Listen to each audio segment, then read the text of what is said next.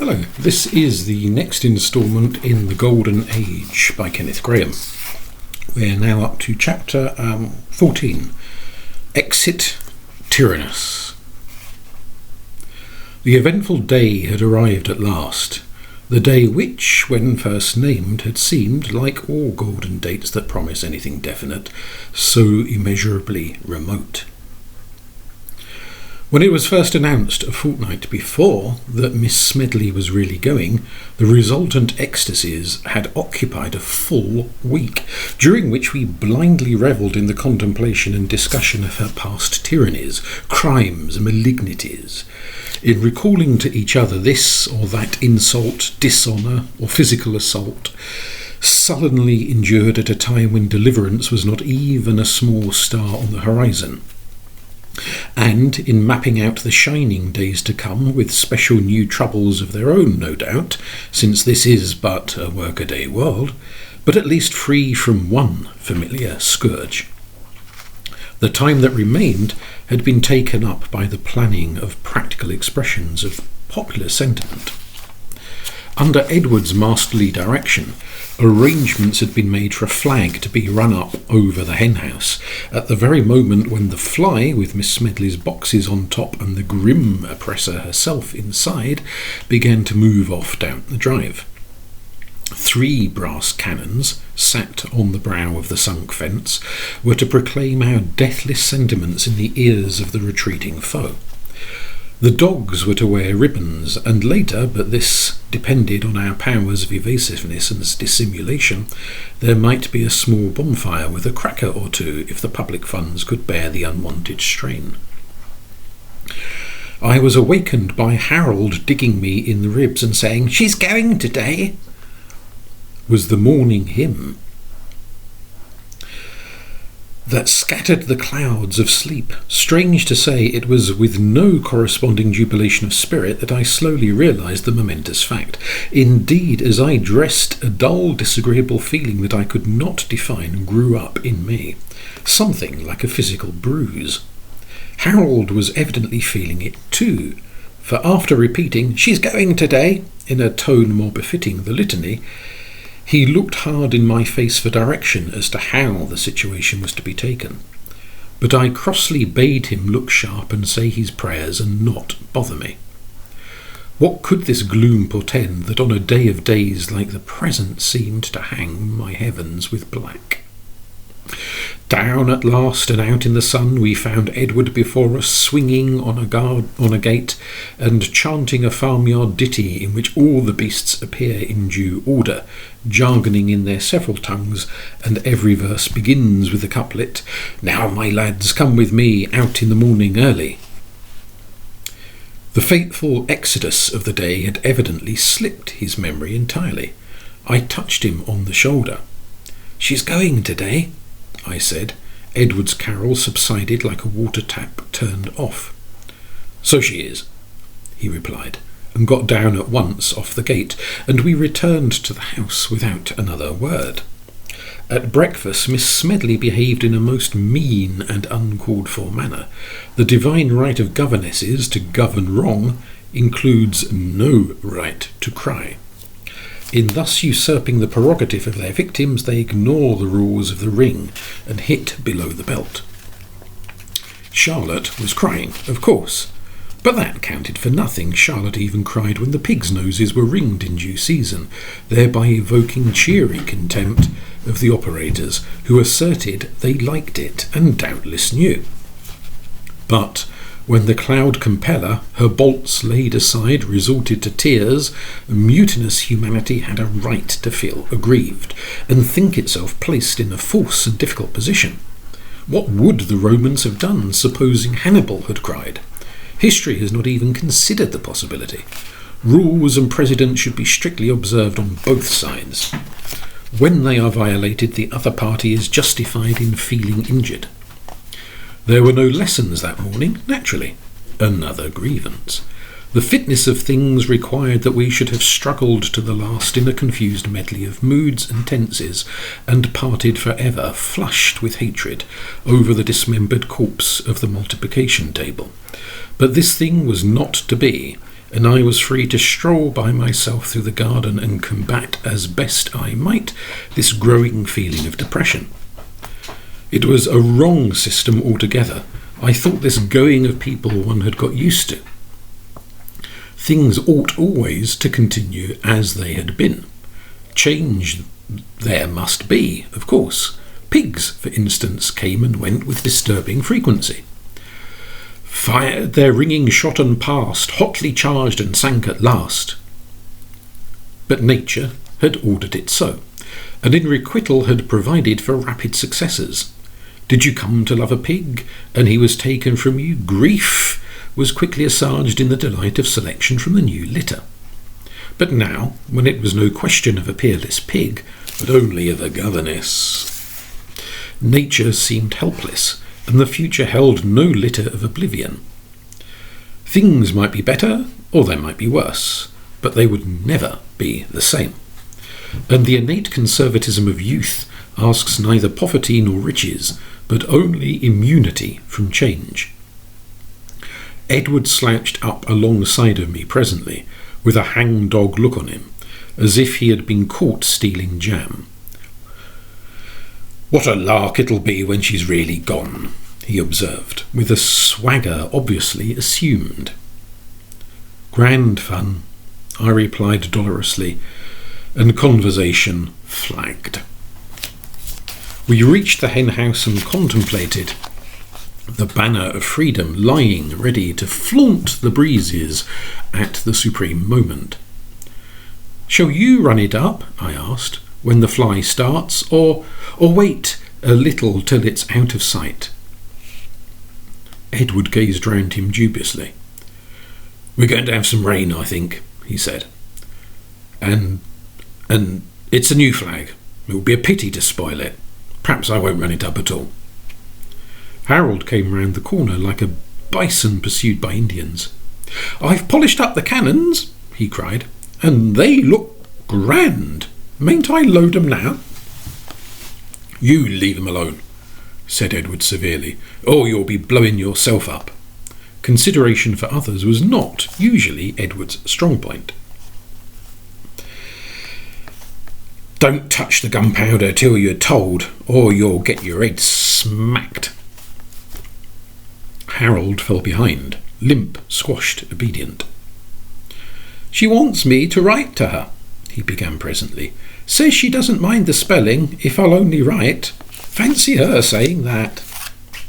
"Oh, shut up, will you?" said Edward savagely, and once more we were silent, with only our thoughts for sorry company. "Let's go off to the copse," I suggested timidly, feeling that something had to be done to relieve the tension, "and cut more new bows and arrows." "She gave me a knife my last birthday," said Edward moodily, never budging. "It wasn't much of a knife, but I wish I hadn't lost it." "When my legs used to ache," I said, "she sat up half the night rubbing stuff on them. I forgot all about that till this morning." "There's the fly," cried Harold suddenly. "I can hear it scrunching on the gravel." Then, for the first time, we turned and stared each other in the face. The fly and its contents had finally disappeared through the gate. The rumble of its wheels had died away. Yet no flag floated defiantly in the sun, no cannons proclaimed the passing of a dynasty. From out the frosted cake of our existence, fate had cut an irreplaceable segment. Turn which way we would, the void was present. We sneaked off in different directions, mutually undesirous of company, and it seemed borne in upon me that I ought to go and dig my garden right over from end to end. It didn't actually want digging. On the other hand, no amount of digging would affect it, for good or for ill. So I worked steadily, strenuously under the hot sun, stifling thought in action. At the end of an hour or so, I was joined by Edward. "I've been chopping up wood," he explained in a guilty sort of way, though nobody had called on him to account for his doings. "What for?" I inquired stupidly. "There's piles and piles of it chopped up already." "I know," said Edward. "But there's no harm in having a bit over. You can never tell what may happen. But what have you been doing all this digging for?" "You said it was going to rain," I explained hastily. "So I thought I'd get the digging done before it came. Good gardeners always tell you that's the right thing to do." "Did look like rain at one time," Edward admitted. "But it's passed off now. Very queer weather we're having. I suppose that's why I've felt so funny all day." "Yes, I suppose it's the weather," I replied. "I've been feeling funny too." The weather had nothing to do with it, as we well knew, but we would both have died rather than admit the real reason.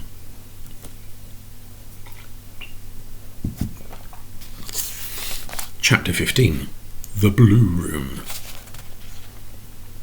That nature has her moments of sympathy with man has been noted often enough, and generally as a new discovery. To us, who had never known any other condition of things, it seemed entirely right and fitting that the wind sang and sobbed in the poplar tops, and in the lulls of it sudden spurts of rain spattered the already dusty roads on that blusterous March day when Edward and I awaited on the station platform the arrival of the new tutor. Needless to say, this arrangement had been planned by an aunt, from some fond idea that our shy, innocent young natures would unfold themselves during the walk from the station, and that on the revelation of each other's more solid qualities that must inevitably ensue, an enduring friendship springing from mutual respect might be firmly based. A pretty dream, nothing more. For Edward, who foresaw that the brunt of tutorial oppression would have to be borne by him, was sulky, monosyllabic, and determined to be as negatively disagreeable as good manners would permit. It was therefore evident that I would have to be spokesman and purveyor of hollow civilities, and I was none the more amiable on that account. All courtesies, welcomes, explanations, and other court chamberlain kind of business being my special aversion. There was much of the tempestuous March weather in the hearts of both of us as we sullenly glowered along the carriage windows of the slackening train. One is apt, however, to misjudge the special difficulties of a situation, and the reception proved, after all, an easy and informal matter. In a train so uniformly bucolic, a tutor was readily recognisable, and his portmanteau had been consigned to the luggage cart, and his person conveyed into the lane before I had discharged one of my carefully considered sentences. I breathed more easily and looked up at our new friend as we stepped out together, remembered that we had been counting on something altogether more arid, scholastic, and severe. A boyish, eager face, and a petulant pince-nez, untidy hair, a head of constant quick turns like a robin's, and a voice that kept breaking into alto. These were all very strange and new, but not in the least terrible. He proceeded jerkily through the village, with glances on this side and that. "Charming," he broke out presently. "Quite too charming and delightful." I had not counted on this sort of thing, and glanced for help to Edward, who, hands in pockets, looked grimly down his nose. He had taken his line and meant to stick to it. Meantime, our friend had made an imaginary spyglass out of his fist, and was squinting through it at something I could not perceive. "What an exquisite bit!" he burst out. 15th century. No, yes, it is." I began to feel puzzled, not to say alarmed. It reminded me of the butcher in the Arabian Nights, whose common joints displayed on the shop front took to a startled public the appearance of dismembered humanity. This man seemed to see the strangest things in our dull, familiar surroundings. "Ah!" he broke out again as we jogged on between hedgerows. "And that field now, backed by the downs, with the rain clouds brooding over it, that's all David Cox, every bit of it." "That field belongs to Farmer Larkin," I explained politely. for of course he could not be expected to know. "I'll take you over to Farmer Cox tomorrow, if he's a friend of yours. But there's nothing to see there." Edward, who was hanging sullenly behind me, made a face as if to say, "What sort of lunatic have we got here?" "It has the true pastoral character, this country of yours," went on our enthusiast, "with just that added touch in cottage and farmstead relics of a bygone art which makes our English landscape so divine, so unique." Really, this grasshopper was becoming a burden. These familiar fields and farms, of which we knew every blade and stick, had done nothing that I knew of to be bespattered with adjectives in this way. I had never thought of them as divine, unique, or anything else. They were, well, they were just themselves, and there was an end of it. Despairingly, I jogged Edward in the ribs as a sign to start rational conversation, but he only grinned and continued obdurate.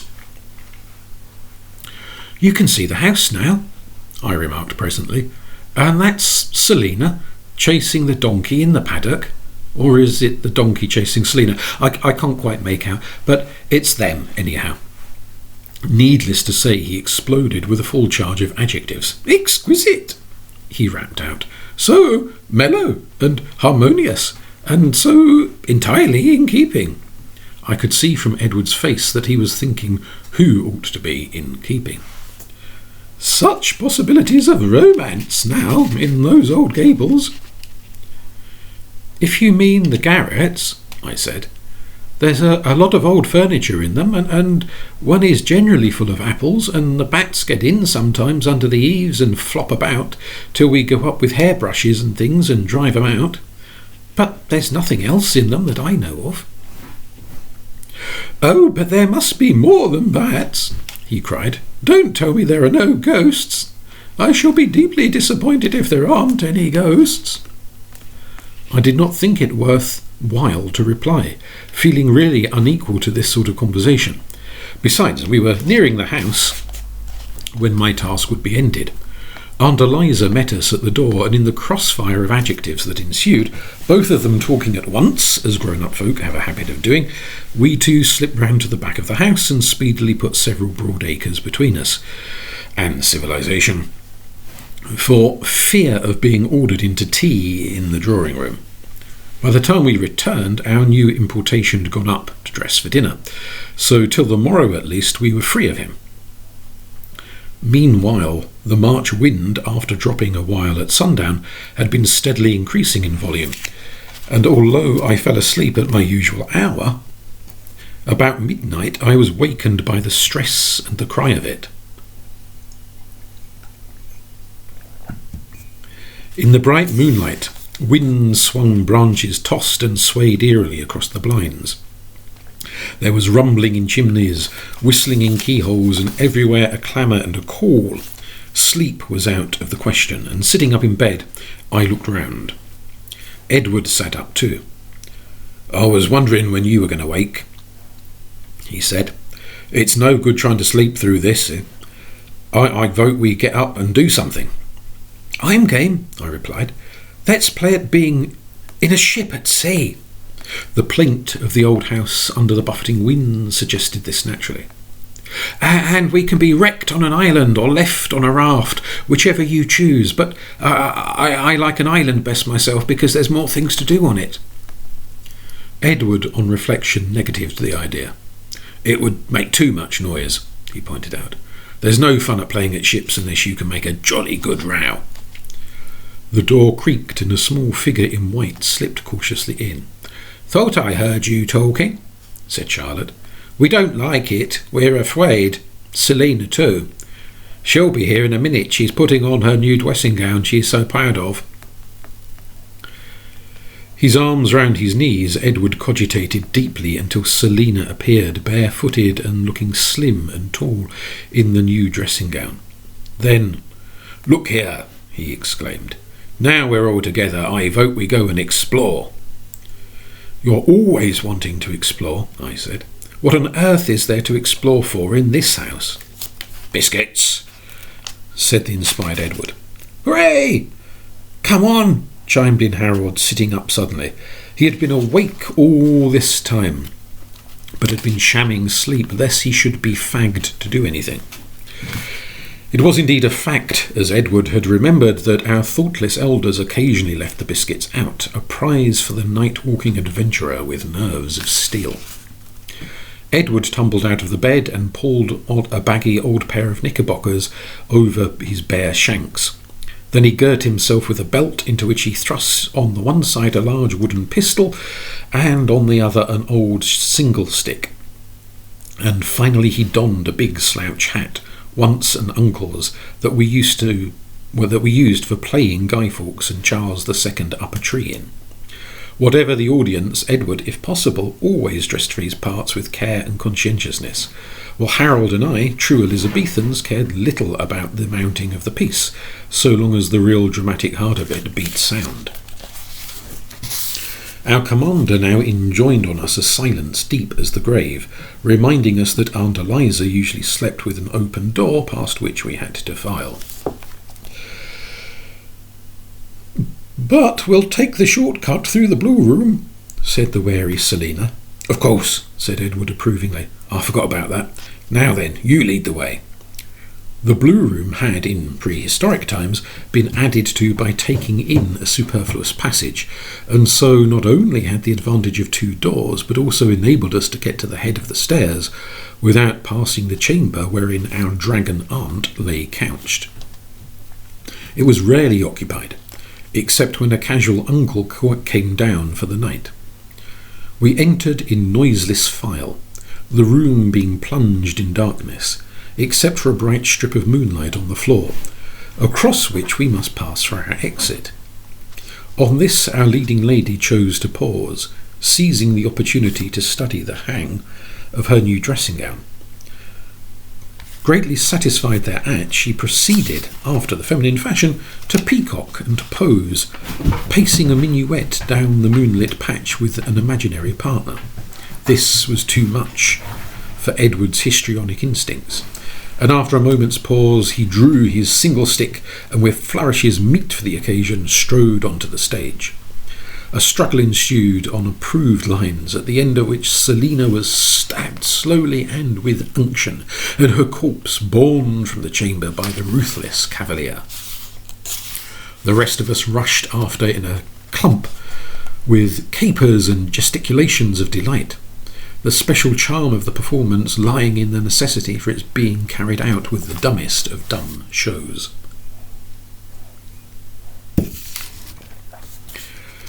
Once out on the dark landing, the noise of the storm without told us that we had exaggerated the necessity for silence. So, grasping the tails of each other's nightgowns, even as alpine climbers rope themselves together in perilous places, we fared stoutly down the staircase moraine and across the grim glacier of the hall to where a faint glimmer from the half-open door of the drawing-room beckoned to us like friendly hostel lights. Entering, we found that our thriftless seniors had left the sound red heart of a fire, easily coaxed into a cheerful blaze. The biscuits, a plateful, smiled at us in an encouraging sort of way, together with the halves of a lemon already squeezed, but still suckable. The biscuits were righteously shared. The lemon segments passed from mouth to mouth, and as we squatted round the fire, its genial warmth consoling our unclad limbs, we realised that so many nocturnal perils had not been braved in vain. "It's a funny thing," said Edward, as we chatted, "how I hate this room in the daytime. It always means having your face washed and your hair brushed and talking silly company talk. But tonight it's really quite jolly. Looks different somehow." "I never can make out," I said, "what people come here to tea for. They can have their own tea at home if they like. They're not poor people, with jam and things, and drink out of their saucer and suck their fingers and enjoy themselves, but they come here from a long way off and sit up straight with their feet on the bars of their chairs and have one cup and talk the same sort of stuff every time." Selina sniffed disdainfully. "You don't know anything about it," she said. In society you have to call on each other. It's the proper thing to do." "Pooh, you're not in society," said Edward politely. "And what's more, you never will be." "Yes, I shall some day," retorted Selina, "but I shan't ask you to come and see me, so there." "Wouldn't come if you did," growled Edward. "Well, you won't get the chance," rejoined our sister, claiming her right of the last word. There was no heat about these little amenities which made up, as understood by us, the art of polite conversation.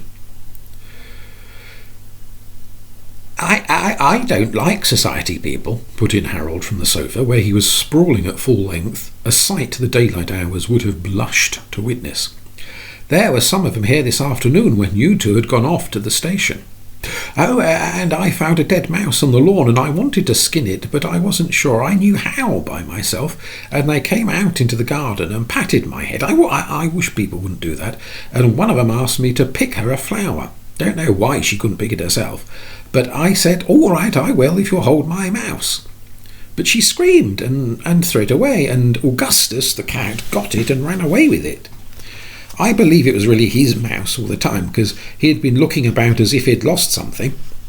So I wasn't angry with him, but what did she want to throw away my mouse for?" "You have to be careful with mice," reflected Edward. "They're such slippery things.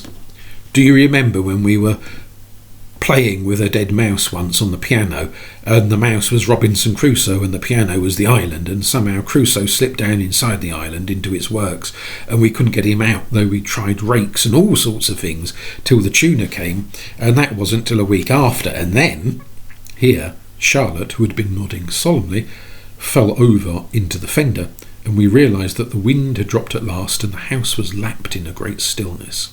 Our vacant bed seemed to be calling to us imperiously, and we were all glad when Edward gave the signal for retreat.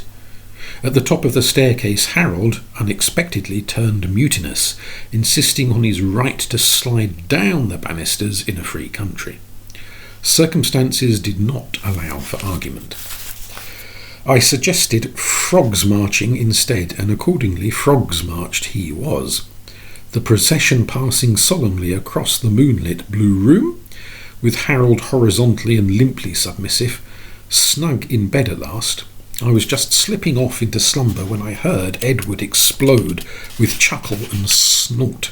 "By Jove," he said, "I'd forgot all about it. The new tutor's sleeping in the blue room." "Lucky he didn't wake up and catch us," I grunted drowsily, and without another thought on the matter we both sank into well-earned repose. Next morning, coming down to breakfast braced to grapple with fresh adversity, we were surprised to find our garrulous friend of the previous day — he was late in making his appearance — strangely silent, and apparently preoccupied. Having polished off our porridge, we ran out to feed the rabbits, explaining to them that a beast of a tutor would prevent their enjoying so much of our society as formerly. On returning to the house at the fated hour appointed for study, we were thunderstruck to see the station cart disappearing down the drive, freighted with our new acquaintance. Aunt Eliza was brutally uncommunicative, but she was overheard to remark casually that she thought the man must be a lunatic. In this theory we were only too ready to concur, dismissing thereafter the whole matter from our minds. Some weeks later it happened that Uncle Thomas, while paying us a flying visit, produced from his pocket a copy of the latest weekly, Psyche, a Journal of the Unseen, and proceeded laboriously to rid himself of much incomprehensible humour, apparently at our expense. We bore it patiently, with the forced grin demanded by convention, anxious to get at the source of inspiration, which it presently appeared lay in a paragraph circumstantially describing our modest and humdrum habitation. "Case 3, it began.